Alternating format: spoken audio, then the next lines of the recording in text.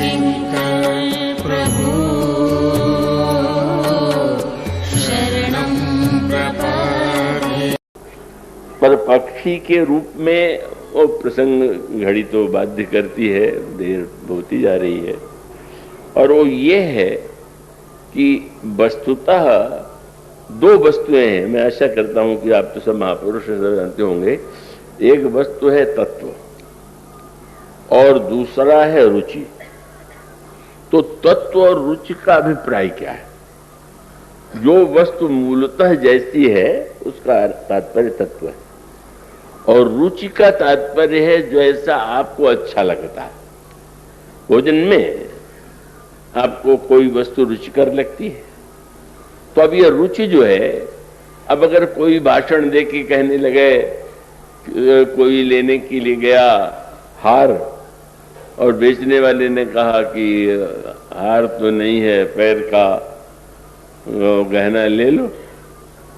नहीं, मुझे तो हार चाहिए। बोले तुम तो बड़े ना समझो, उसमें भी सोना इसमें भी सोना। तो सोना तत्व हो सकता है पर गहना तो रुचि है। जब व्यक्ति लेने जाता है तो तत्व सोना नहीं बल्कि गहना लेने जाता है। तो उन्होंने कहा कि नहीं महाराज, इसका बार बार श्री रामायण में संकेत शब्द साधारण नहीं, कोई शब्द यहाँ पर केवल शब्द पूर्ति के लिए नहीं।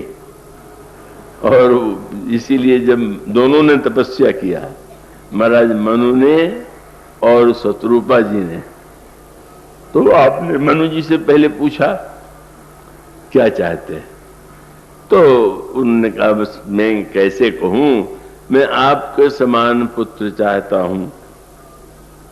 प्रभु हंसे, बड़ा कठिन कार्य दे दिया।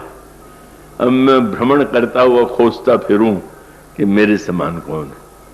तो अब मैं इतना परिश्रम करने के स्थान पर ये इच्छा समझता हूं, नृपतो तनय हो हम आई। राजा, आप जो चाहते मैं आपका पुत्र स्वयं बन जाऊंगा। पर आपने शत्रुपा जी से फिर क्यों कहा मांगने के लिए? यही है तत्व है, यही भक्त का रस है। वही पति पत्नी है, एक ही वन में गए, एक ही प्रकार के महात्माओं से सत्संग किया, एक ही मंत्र का जप किया। इसके बाद भगवान एक को वरदान देने के बाद प्रभु क्या कहते हैं? देवी। तो शब्द बदल लिया प्रभु ने, बोले इन्होंने जैसा चाहा तो तत्व को उन्होंने अपने अनुकूल डाल दिया। तो उन्होंने कह दिया था कि मैं जानता हूं कि आप अगुण अखंड अनंत अनादि हैं, पर इतना होते हुए भी आप मेरे लिए सगुण बन जाए।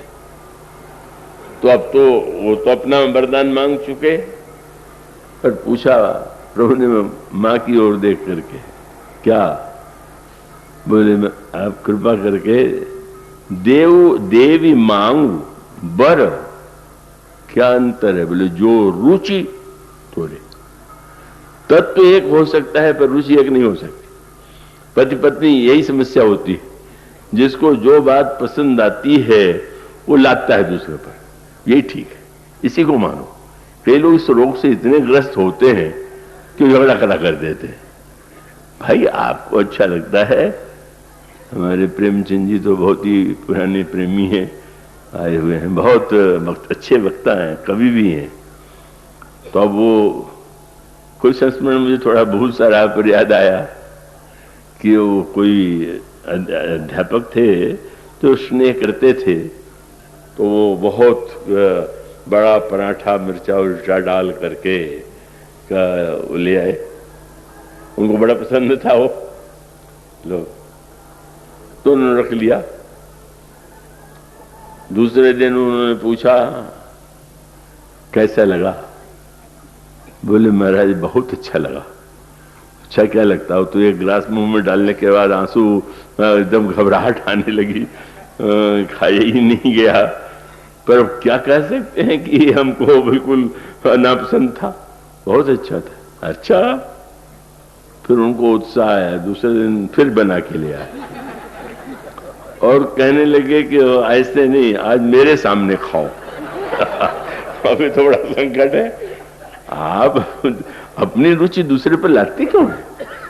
ये जहां चाहे परिवार में मांग, चाहे पति पत्नी के बीच में हो, चाहे व्यवहार में पिता पुत्र के बीच में हो, व्यवहार में रुचि मत ला दिए। आप अपना ठीक है, आपकी रुचि, आप उस रुचि के अनुकूल स्वीकार कीजिए, पर आप दूसरे को क्यों रुचि बाध्य करते हैं? और इसीलिए प्रभु ने कहा कि देवी मैं जानता हूं कि आवश्यक थोड़ी है कि महाराज की जो मांग है वही आपकी रुचि हो, तो इसलिए देवी मांग पर जो रुचि तोड़े। और तब शत्रुघ्न जी ने समझ लिया और उन्होंने कहा कि महाराज आपने तो बड़ी कृपा की, जो वरनाथ चतुर नृप मांगा सोई कृपालु मोहि अति प्रिय लागा। पर तदपि भगत हित, फिर भी मैं आपसे प्रार्थना करती हूं। क्या? बोले जे तव नाथ भगति तव अहि, भगत तो अहि, जो सुख पावहि जो गति लहि, सोई सुख सोई गति सोई भगति और सोई निज चरण स्नेह। मानो वरदान की जब ढेरी लगा दिया, सोई जब यह मांग कर दिया। एक सज्जन ने मुझसे पूछा कि कितने अच्छे महाराज से एक वरदान मांगा, लगता है कि महिलाओं को कुछ अधिक बटोरने की इच्छा होती है, इसलिए इतने वरदान मांग लिए। मैंने कहा इस पर ध्यान नहीं दिया आपने। महाराज मनु ने जो मांगा जैसे कोई बंद कमल को मांग ले, और दूसरा व्यक्ति वह है कि जिसने सूर्य के प्रकाश में कमल को देखा और पंखड़ियां देख लिया। तो वरदान तो एक ही है, ये 6 पंखड़ियां उसकी हैं। वो वरदान ने का ये नहीं कि कोई वो सोई सुख सोई गति सोई भगत सोई निचरण स्नेह सोई विवेक सोई रहनी प्रभु हमें कृपा कर देव। और भगवान ने तुरंत कह दिया, भगवान ने कहा तुम्हें जो रुचि लगा मैंने दिया। लेकिन फिर रुचि का मतभेद सामने आ गया। रुचि का मतभेद माने अब महाराज मनु ने कहा महाराज इनको जो दिया मुझे मत दे दीजिएगा, इनकी ये रुचि है, मेरी रुचि बिल्कुल नहीं है। क्योंकि इन्होंने ये कह दिया कि आपका विवेक बना रहे, तो इसका अर्थ है कि इनकी इच्छा है कि अवतार लेने के बाद भी मुझे ये न लगने लगे कि आप पुत्र हैं, ईश्वर हैं, ब्रह्म हैं, कि यह जो है आप विवेक दीजिएगा। तो इनको वो विवेक दे दीजिएगा, मुझे बिल्कुल मत दीजिएगा। स्पष्ट मैं बता देना चाहता हूं कि मैं तो केवल आपको बालक के रूप में, पुत्र के रूप में कभी मुझे चाहिए ही नहीं विवेक। मानो यही रुचि का भेद है। तो स्वाद में तो रुचि की प्रधानता होती, भोजन में, वस्त्र में, हर वस्तु में तो रुचि की प्रधानता होती है। संकट वही पैदा करते हैं जो अपनी रुचि सब पर लाते हैं, झगड़ा खड़ा कर देते हैं। अब लोमस जी को स्वाद बहुत आ गया था ब्रह्म में, निर्गुण में, तो भूषण जी को पहले तो बता रहे थे तू ब्रह्म है, और जब नाराज हुए इतना अच्छा दे रहा हूं और तू नहीं ले रहा है तो जा कौवा हो जा। ब्रह्म बनाते बनाते कौवा बना दिया। इससे अच्छा यही था कि मनुष्य ही रहने देते हैं। लेकिन इसका अभिप्राय यह है कि सारा रहस्य व्यवहार का और परमार्थ का भी है। भक्ति साधना का सबसे बड़ा आनंद ये है कि यहाँ पर आप जिस रूप में, जिस रुचि में जैसे प्रभु को देखना चाहें, जैसा ध्यान करना चाहें, जैसे उनके स्वभावशील को मानना चाहें, प्रभु वैसे ही अपने आप को प्रदर्शित कर देंगे। जथा अनेक वेश हरि नित्य करे नट कोय, सोई सोई भाव दिखावई आप न होय न सोय। अगर बिल्लो मंगल कहते हैं धनुष बाण के स्थान पर आप वंशी ले लीजिए तो उसे भी स्वीकार, और गोस्वामी जी कहते हैं कि वंशी छोड़िए धनुष ले लीजिए तो भी स्वीकार। यह भेद रुचि का है, और इसलिए भक्त साधना का सारा सामंजस्य ये है कि रुचि के अनुकूल साधना होने पर भी अंततो गत्वा तो व्यक्ति जो है कब पहुंचेगा कहां? आप यहाँ आने के लिए अलग अलग दिशाओं से मार्गों से आए हुए हों, पर यहाँ तो एक स्थान पर एकत्र हो गए। इसी प्रकार से सारे साधनों की जो परिसमाप्ति होगी का वो परिसमाप्ति जो है वो तो उसका केंद्र एक ही होगा। समय भाव से मैंने कठिनाई से चर्चा नहीं कर पाया कि उन्होंने ये माना कि राम केवल सगुण है, निर्गुण कुछ नहीं, और आनंद लेते रहे। भगवान जब श्री अवध में अवतार लेते हैं और उस समय भुसुंड जी भी बालक श्री राम के साथ क्रीड़ा का आनंद लेने के लिए छोटे कौवे का रूप बना करके आनंद लेते हैं। क्या आनंददायक है, कितना दिव्य रस है। क्या भुसुंड जी जिस समय उनको कौवा होने का श्राप दिया गया, इतने प्रसन्न हुए कि लोमश जी को आश्चर्य हुआ। ये घबराया नहीं तो प्रसन्न हो रहा। बोले मैंने तुम्हें कौवा बना दिया, तुमने कोई घबराहट नहीं हो रही? घबराहट महाराज आपने तो कितना सरल कर दिया। मनुष्य रहता तो पैदल जाना पड़ता, अब आपने पंख दे दिया तो उड़ के पहुंच जाऊंगा। और मनुष्य होके जाता तो पहले द्वारपाल से या मंत्रियों से आज्ञा लेनी पड़ती, तो कौवा तो किसी से आज्ञा लेके भीतर जाता नहीं। और कौवे के साथ सबसे बड़ी सुविधा ये है कि हंस हो तो उसको भी पकड़ ले, तोता हो तो भी पाल ले, लेकिन कौवे को कोई पालता वालता नहीं। तो बहुत बढ़िया पक्षी बनाया कि कोई पालेगा नहीं, और पालने के लिए तो बस लरिकाई जहाँ जहाँ फिरही तह तह संग उड़ाऊं, जूठन गिरई अजर मह सोई उठाए मैं खाऊं। कितना दिव्य आनंद लीला में आ रहा है। पर वो उसकी चर्चा यहीं विराम इसलिए देंगे कि अंत में प्रभु ने एक अद्भुत विराट रूप का दर्शन कराया। प्रभु भुसुंड जी यही मानते थे कि श्री अवध में ही केवल प्रभु आंगन में है, तो आपने सारे ब्रह्मांड में भुसुंड जी के का पीछा करते हुए जब यह दिखा दिया कि हाँ ठीक है, पर मेरी भुजा सर्वत्र है। और उसके बाद जब भुसुंड जी आए तो अब प्रभु ने सोचा कि अब थोड़ा भीतर भी दिखा दे, हंसे और मुंह में ले लिया, और फिर अगणित ब्रह्मांडों का दर्शन प्रभु के उदर में हुआ। चकित हो गए, और चकित होने के बाद उनको सबसे बड़ा आश्चर्य ये था कि वे समझे बैठे हुए थे कि मैं ही अकेला का भुसुंड हूं। कई लोगों को भ्रम हो जाता है मैं अकेले हूं जो हूं, लेकिन गोस्वामी जी कहते हैं कि जहां जहां ब्रह्मांड में गए श्री राम के साथ एक एक भुसुंडी भी दिखाई पड़े, पता चल गया कि मैं ही नहीं हूं, अनगिनत है।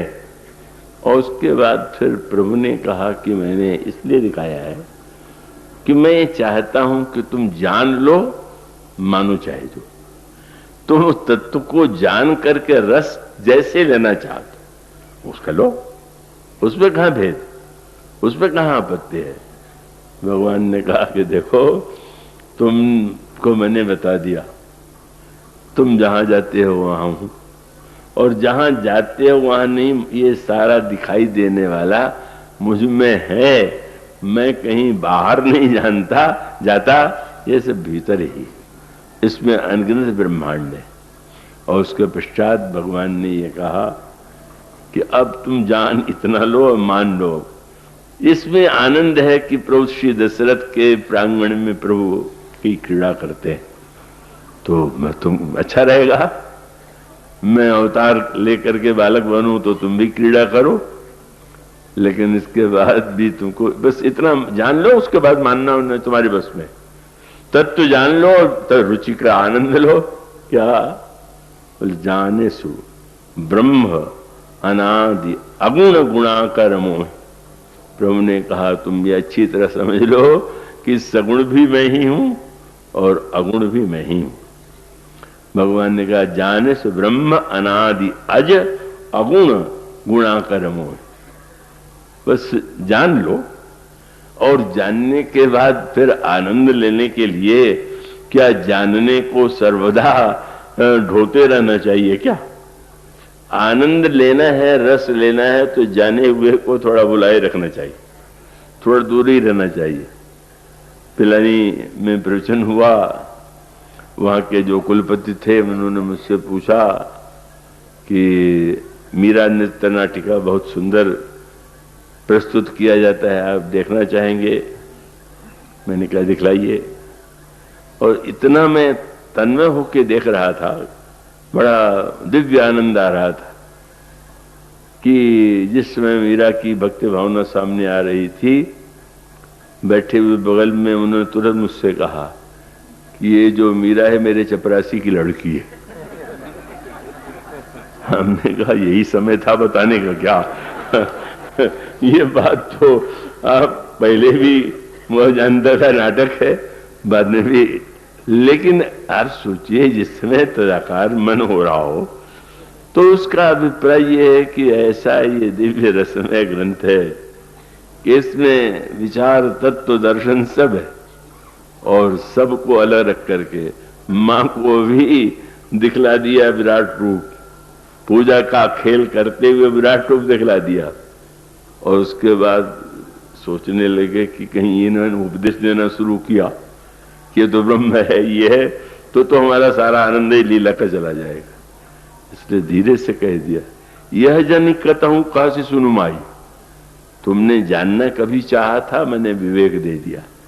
पर अब तो तुम मां और मैं बालक, इसका आनंद तो तभी रहेगा जब इस ज्ञान को सर्वदा ध्यान में न रख करके तुम हमारी दूध के प्रभु जो है गोस्वामी जी कहते हैं प्रभु भूखे हो गए। क्यों? बोले चितई मां तो लागी अति भूखा, सजल नयन कछु मन करी रूखा। प्रभु के आंखों में आंसू आ गया, मुख पर रूखापन आ गया। भक्त बड़े प्रसन्न हुए, बोले महाराज बहुत अच्छा आपने लीला दिखाई। क्या? बोले आपको भी तो भूख लगने पर रोने लगते हैं, रुखाई आ जाती है, अगर हम लोग भी इसी तरह से रोने लगते हैं और रुखाई आ जाती है तो बुरा मत मानिएगा।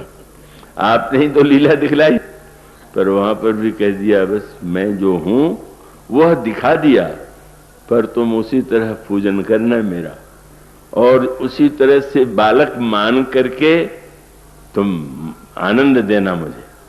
बस मां का दूध पाने के लिए जो व्याकुल हो रहे हैं, एक उनका स्वरूप है और वो समस्त ब्रह्मांड के स्वामी है।